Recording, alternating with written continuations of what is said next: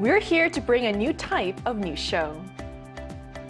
New insights, new styles, and new topics every day.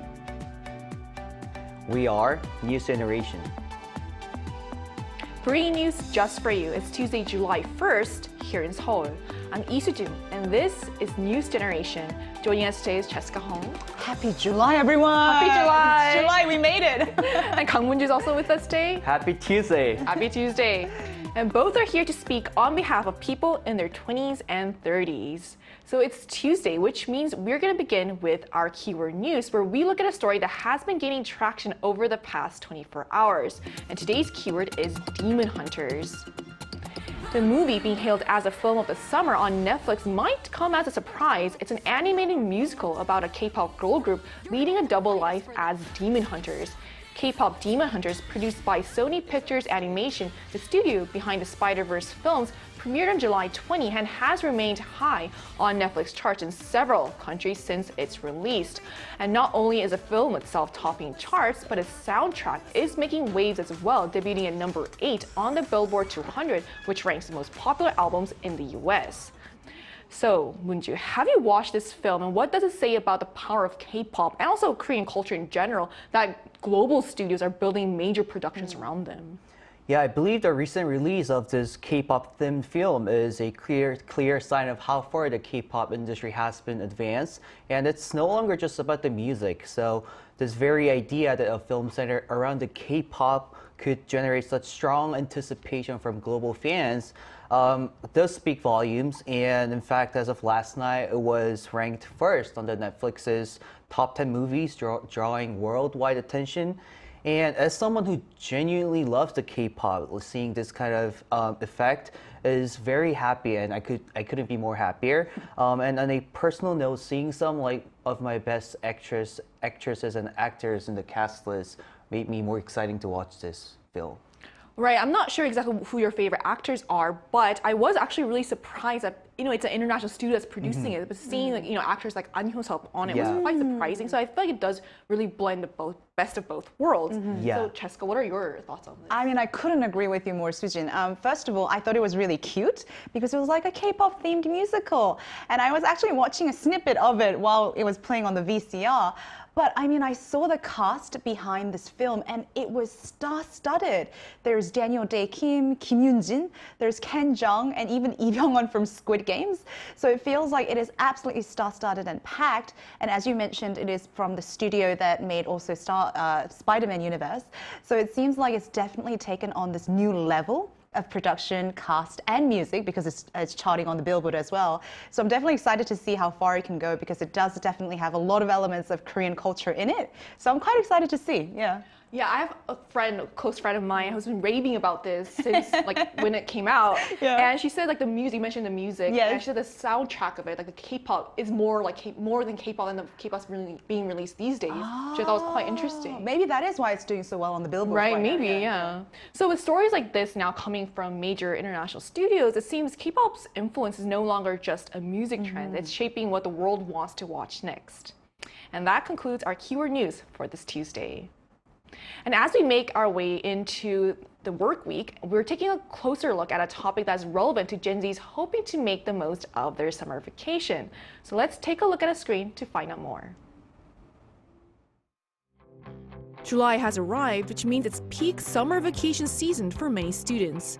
It's also a time when lots of young people head out to gain work experience and earn some extra money, whether it's through part-time jobs or internships. But summer jobs aren't just about the paycheck. They can shape your skills and sometimes even your future career.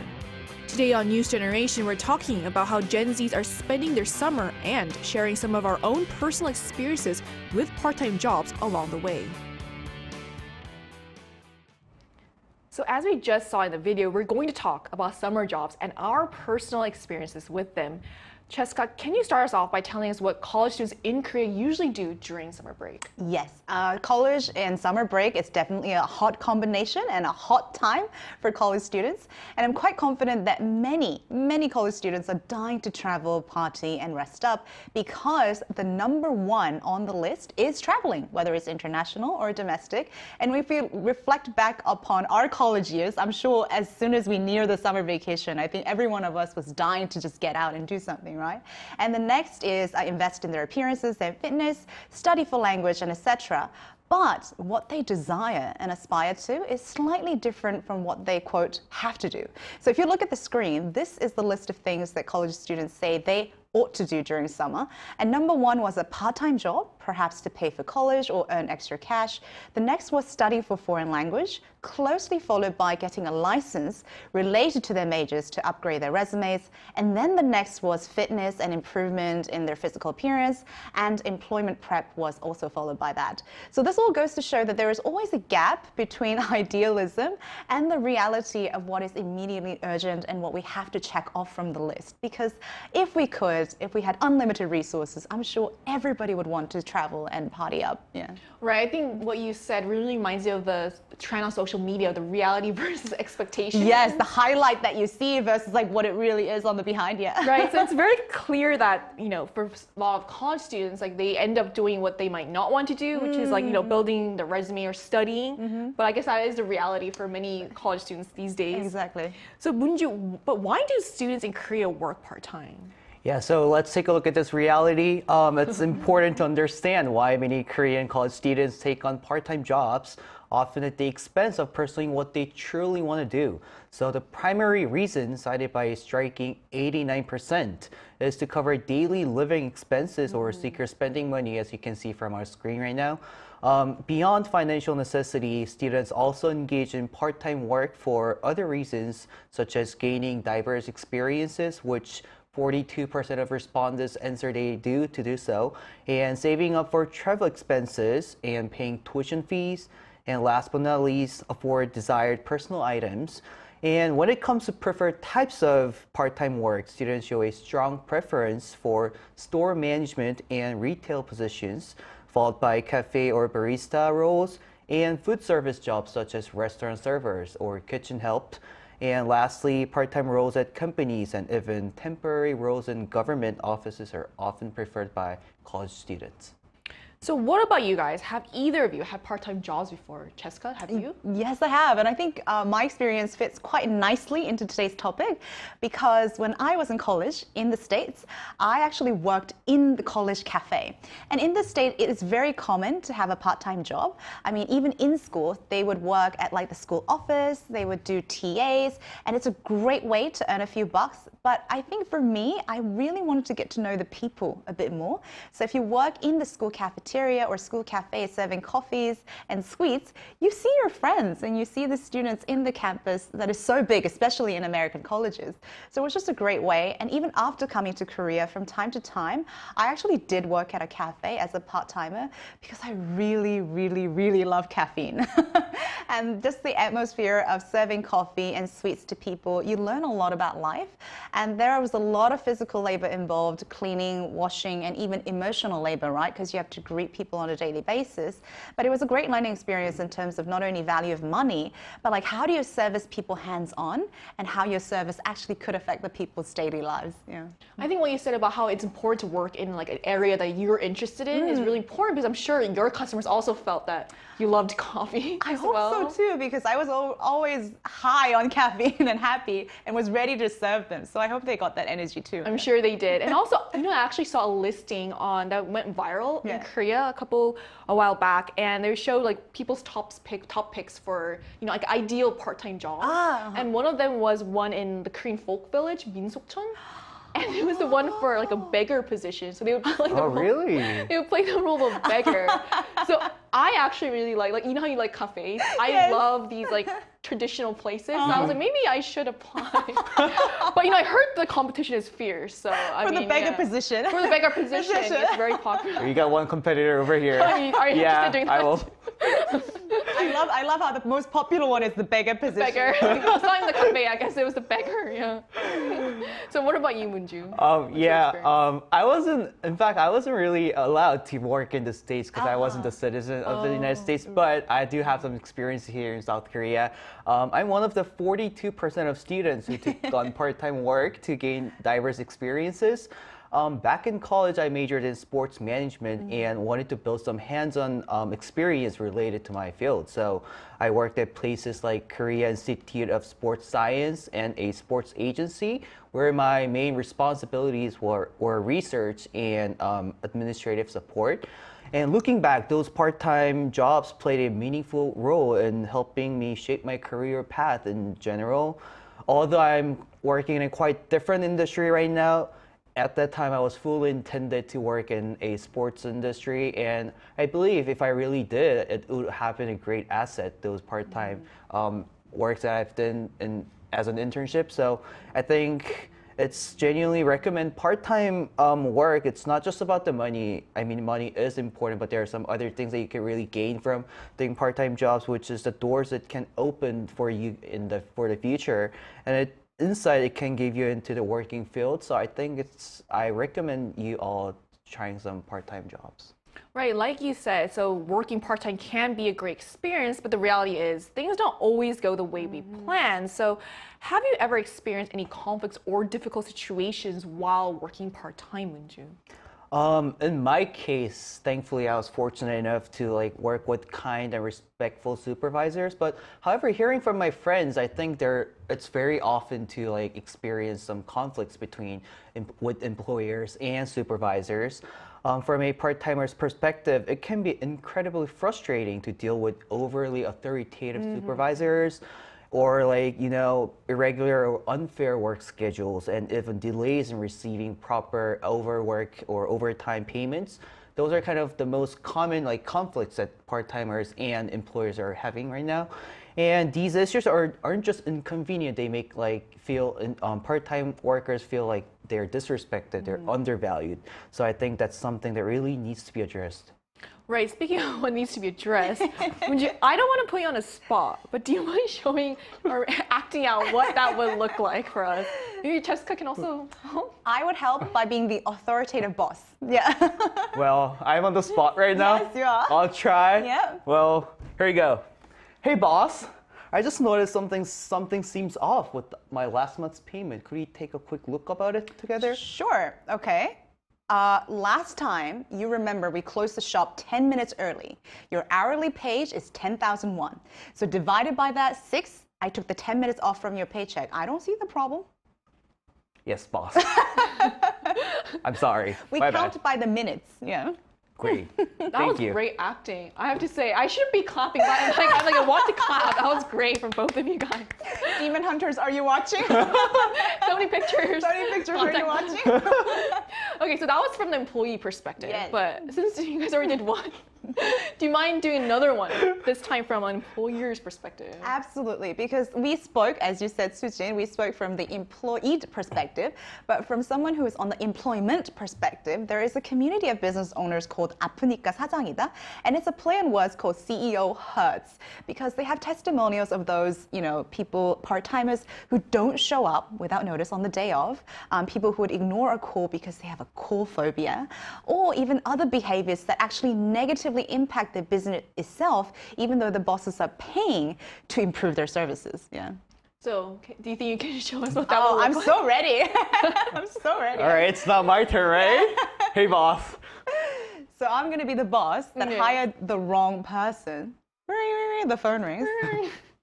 Excuse me, Moonju, I think you missed 5 calls today. Why aren't you picking up any of the calls? Well, it's 8, by the way. And I usually don't take phone calls, boss. I have call phobia. So they make me really anxious, so I'm not going to take any calls in the future. So please take a note to it. I'm sorry, you have a what? Call phobia. But I hired you to improve my business, which means taking these calls.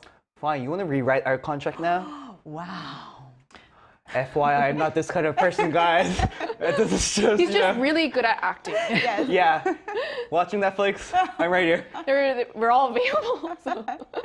So that's a funny scenario, but it's actually something many business owners actually might face these days, and hopefully they're not as brazen as Moonju was. And it's also important to think about the impact on the employers and employees, and to find a balance between the two sides. And maybe we all need to meet halfway between call phobia and the various business needs that are there as well. So those kind of challenges aren't uncommon when working part-time. So to get a broader sense of what causes conflicts on the job, we turn to our viewers on the Arirang News YouTube channel and ask them about their experiences. So we asked our viewers what causes the most conflict at part-time jobs. And here are the answers we got. So pay-related issues were the most common source of conflict, accounting for 48% of responses. This was followed by unclear or irregular work hours, which made up 30%, while 22% of respondents identified a strict working environment as a key cause of tension. So to hear more about today's part-time culture, both the good and the bad, we'll be speaking with a university student from France, and that's coming up right after the break, so stay tuned.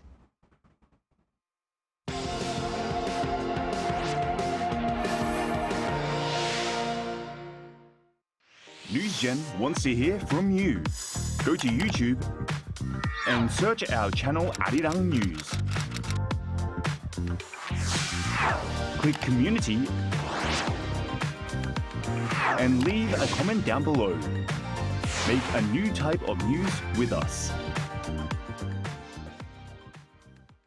Joining us today is Luan, a university student from France. So, hi Luan, thanks so much for connecting with us today.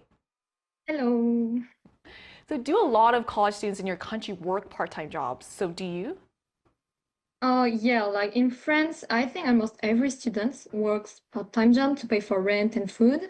And I also work part-time job in France. I did, and I do right now in Korea too. Luan, we give you a really funny scenario between Moonju and I, but have you ever seen or experienced any conflicts between generations of Gen Z and older generation in part-time jobs? Yeah, I lived one when I was in France. I kind of think that when I have like a 10 minutes resting time, I should like be resting. I should not talk to anyone. I want to rest really. And I remember my older colleagues wanted like to discuss and like talk about work while I was like resting. And I said to them, oh no, sorry, this is like, I need to rest. Let's talk later after work if you want, but not right now. And I remember they didn't really appreciate it. And later my boss said, yeah, you need to have good relationship with your colleagues and discuss with them. And I was like, but it's my resting time. So I kind of like didn't really like that part. And a lot of conflict like that. Yeah, relationship conflict, but yeah. Yeah, I do feel you. And our last question for you today is, as a college student who is anticipating this summer vacation, do you have any plans for your wholesome vacation? I don't know if it's wholesome vacation because I need to like I need to study for pass the certificate, the translation certificate. I need to study for my Korean test too, and I need to work to have money. But maybe I will have a little trip in August to like rest a little bit. I'm sure a lot of college students can all relate to the realities of having to study, but also wanting to go out and have fun. So we hope you can have fun as well. And also, thank you so much for joining us today. Thank you. Thank you. So we just heard from a university student from another country about what the part-time job culture is like there. So now it's summer break in full swing. I'd like to wrap up by asking Cheska, what's your advice on how to make most of it? And this is a very, very, very personal advice from a person who loves to experience and learn things. But as Luan mentioned, when you're a college student, there are so many things to do. So I say plan it out, but have fun planning. So sometimes you might want a part-time job, you might want to travel, you have a license. Maybe have some few backup plans. Maybe have 3 different options for part-timing. I see Moonju's eyes getting bigger. And then maybe have a couple of schedules to when you want to study, but when you want to travel. So you get to enjoy everything. Because sometimes we all experienced summer break sometimes goes by a whoosh. when you wake up and realize, oh my God, tomorrow is the opening day of school. I support this. I mean, a lot of people say the best part of a trip is the planning. Like, the planning, yeah, right. yes. And seeing it work out. And when the plan works out. What about you? Any advice? Right, for those of you whose best part of planning, best part of traveling is not planning. Yes. Yeah, that's me. You can follow my advice. This is very personal again. Looking back, I realized there's no period quite leisurely as college vacations. So I believe it's the only time period that you could really feel your freedom and enjoy the leisure moments. So I think the great thing to do is just enjoy your freedom. You're never gonna have them probably in your future, after getting jobs and working as hard as you could. So I think it's best to enjoy that summer vacation, winter vacation, spring vacation. Yeah. So we heard very differing types of takes on how you can make the best of your summer. But great advice, both nonetheless. Both are great Yeah. advice. And so summer part-time jobs can come with their fair share of challenges, maybe even occasional workplace drama, but they're also a great chance to learn and make some unforgettable memories along the way. So whatever you choose to do this summer, I hope you can make the most of it. And this brings us to the end of today's episode of News Generation, but News Gen will be back tomorrow at 10:30 a.m. Korea time. Big thanks to Cheska Pleasure's always mine, thank you. and Moonju Thanks for having me today. for joining us today, and to all our viewers, thanks for watching. We hope you have the best day. We are News News Generation. Generation.